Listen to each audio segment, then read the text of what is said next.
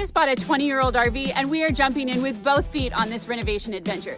We have never renovated an RV before, and while the previous owners took amazing care of this, it came with its list of projects. There's a crack in the sidewall, possible water damage, a panel coming loose on the body, a soft area in the flooring, and we'll need to check out the roof. With the camper not having a plug-in right now because I don't have the correct adapter to go from this 50 amp plug down to a 15 amp plug-in, what I have to do is we're using a portable AC inside to try to cool things down. So instead of just shoving a blanket in here, I'm trying to make it look a little fancier and using energy efficient double corrugated, Mrs. Forer, help me out. What's the term? Cardboard. Cardboard, that's what I'm using. I'm using corrugated for that little air gap. The previous owners mentioned the top step was a little bit soft, and come to find out the top screws on this top piece had broken, so that caused the top step to. So if you happen to have a Jayco or your top step's a little bit loose, you can access that from the basement, garage, whatever you want to call that up underneath there. You could access that. I ended up coming from this way and screwing it that way from the inside, from the house side to the storage side. It was not glued from the factory, so I epoxied that on there and ran some screws just so that my additional ballast of coming down that staircase will not break that down. So I put that. I also put a support board right in the middle to kind of, if it does start flexing, it'll hit that support board and give it just more support. So the first items we're going to tackle on the list for Mrs. Forer. Refrigerator. So the refrigerator that's in right now has to be babysat a little bit. We wanted to almost be like that garage fridge that people have in their garage, but it's in a camper that we can take with us. So never done taking one of these out before. The first thing I did was turn the power off, which would make sense. So right here, this is a trim piece. It's got two clips. This is something to be aware of if you're taking this off. This little piece right here goes boop, boop, right up there. I just grabbed onto it and I pulled it right off. Same thing on the bottom. It's got the same thing. It looks like there's two Phillips head screws that go into this cabinet. I did not do that on the bottom and I broke one of them off. Now, it's probably not a big deal if you are just going to get rid of the refrigerator, but if you're going to be going to try to sell it, with these broken off, it may be problematic. So that is the top one. This is the bottom one. Like you can see right here. You can see right here where I broke that off. See right there where it's good to go. Broken, good. So now that exposed the 4 screws that I can then undo. But before I do that, I might take these doors off so that I can get skinnier. Once I got the doors removed, we started taking off the trim panels that were on each side, moved outside to unhook the wires for the fan that was out there, realized that was still live, so we had to cap all that off, along with the propane, had to unplug it from the AC power that was back there. We started wiggling the refrigerator out of the cabinet and realized it was kind of recessed on the bottom. I thought it was going to slide right out, and found out that was not the case. So had to bring out my oscillating cutter and start working along the bottom to cut that panel right there, that face frame, so I could end up start wiggling it out. It started to wiggle free, which then ended up allowing us to, we had to make a few cuts, wiggle it free, and then we started being able to get it slid out. Mrs. Forer did have to come in here and help to set it down on the ground once we got it freed up, and once we got it out, we were able to kind of see what was behind that cabinet. Mrs. Forer kind of wants to enlarge that cabinet height-wise, so we started looking at what the panel was underneath. The 2 breaker boxes for the 12-volt and the AC power were stacked on top of each other, so we decided we're going to go ahead and take that panel out and put everything down lower, so it ends up making it so we can gain a couple inches there, probably 3-4 inches there in the back. We just have to stay above that black PVC pipe that's in the back. So we're going to put all that down, but yes, the bigger box is the AC, the smaller box is the 12-volt power, and then we have the CO2, which we'll probably end up putting a battery-powered one in, but that is what that white box is right there. Thought we were just taking the old one out, got this out, but then Sarah's like, what's the point of that? That's not change enough.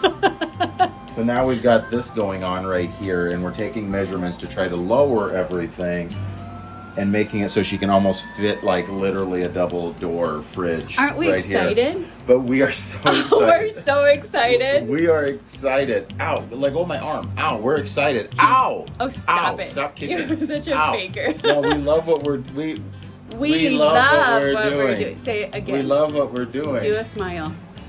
We love what we're doing. We love each other. Oh, thumbs up, she says. What's the problem? It's raining outside, and I've got these huge skylights. Not sky, just holes in the wall right here. I can see rain out my non-existent window. That's outside right now. But Oh, it is raining. it is literally raining. Look, it's raining. Beauty. Oh my. The world.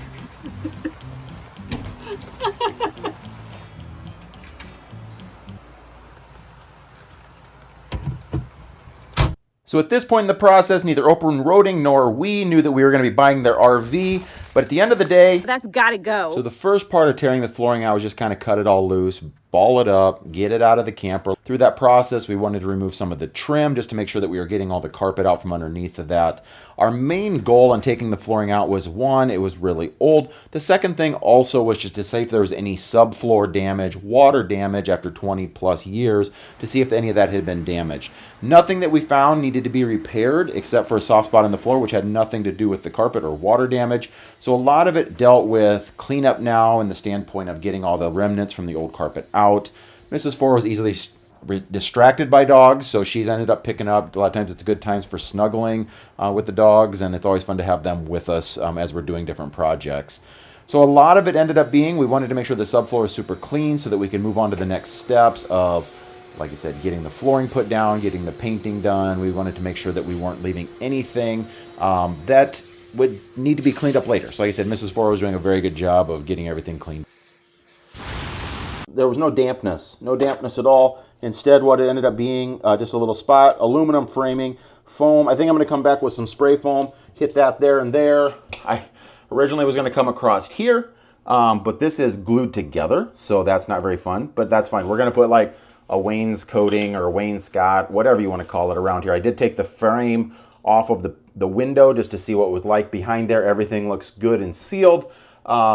Yeah, like I said, I may end up actually trying to put a little bit of a window spray foam around that window right there to try to seal that up a little bit.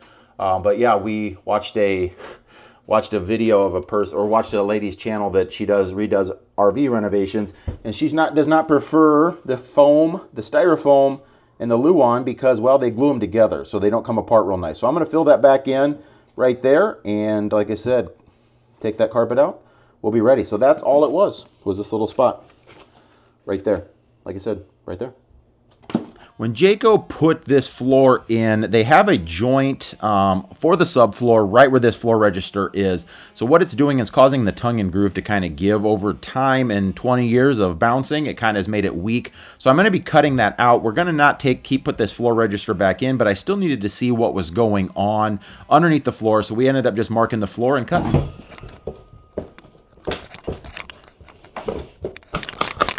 Found a soft spot.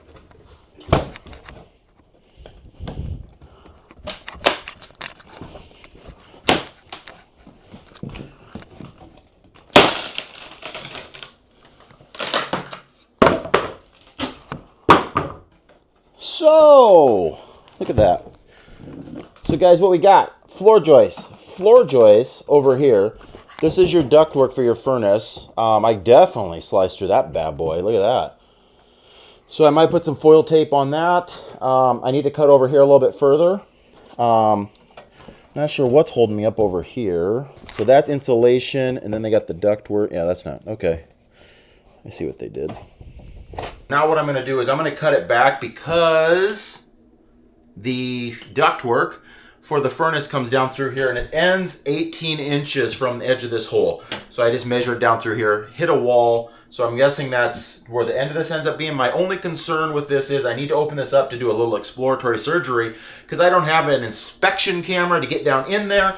So I'm going to cut this open right here, and I'll come down here, and this is where it's supposed to stop. I'm wondering if there isn't a heat vent register that's going down into the fresh water tank, which sits right here. But I squared this off, and I'm going to use my oscillating cutter and cut this out.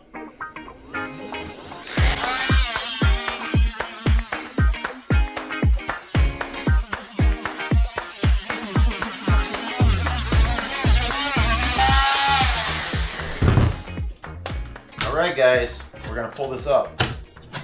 Feels like it's loose. Might have to cut it right there, score it. There we go. All right, that is stopped right there. Looks like we're at the end of it. So let's see what we got right here.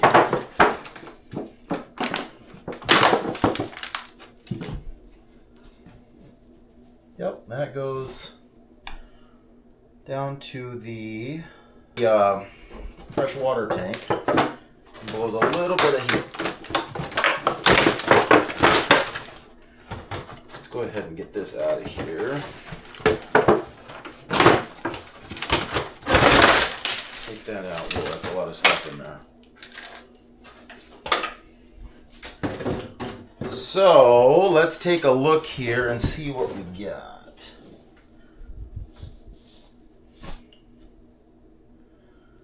Yep, that's what it does, is it goes down there. It's not a lot of heat going down in there. So it makes me wonder if I couldn't end up almost putting like a little, I don't know if that actually does anything. Yeah, you can see right here, like that's where they cut the hole for the ductwork for the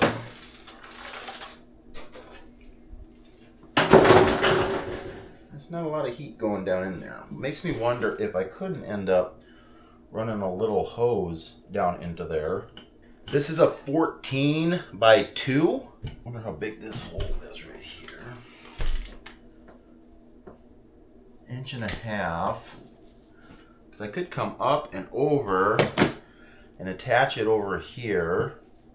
And I could make my framing with the 1.5 inch hole. So if I use a 2.5 inch and bore a hole through there, yeah, that's what I might do. I'm going to cut this right here though, not use this blade.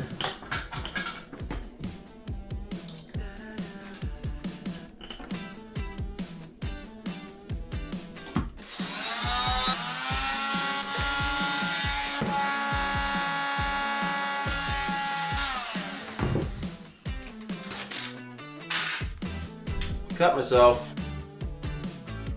All right, so the flooring in JD is 5/8. We ended up cutting a patch panel, which will ultimately be put in as the panel.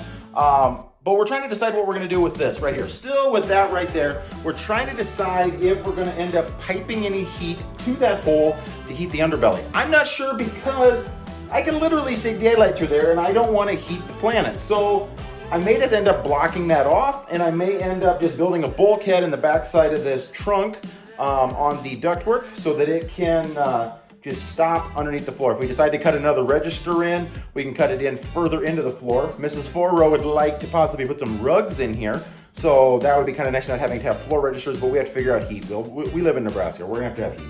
But right now, 5/8 is the floor thickness. We had this piece of OSB from another project we were working on. So I'm kind of recycling, reusing, reducing. I don't know, I'm not using one of the R's of the recycling circle of life. Reduce, reuse, that's what I'm using, I'm reusing. So I'm reusing a piece, like I said, a 5/8, and that will go in here. And so that's gonna be kind of a wrap on this video. But thanks for watching. So what we ended up covering in this one was tearing out some flooring. We got the refrigerator tore out. We got this patch panel, or we got this spot right here, soft spot in the floor that we're trying to figure out. We got that spot over there figured out. And so now what we're gonna be moving on to is some additional demo up in the nose. We've got some additional demo in the kitchen, and then we're gonna start doing construction. That's gonna be the interesting part. Thanks for watching.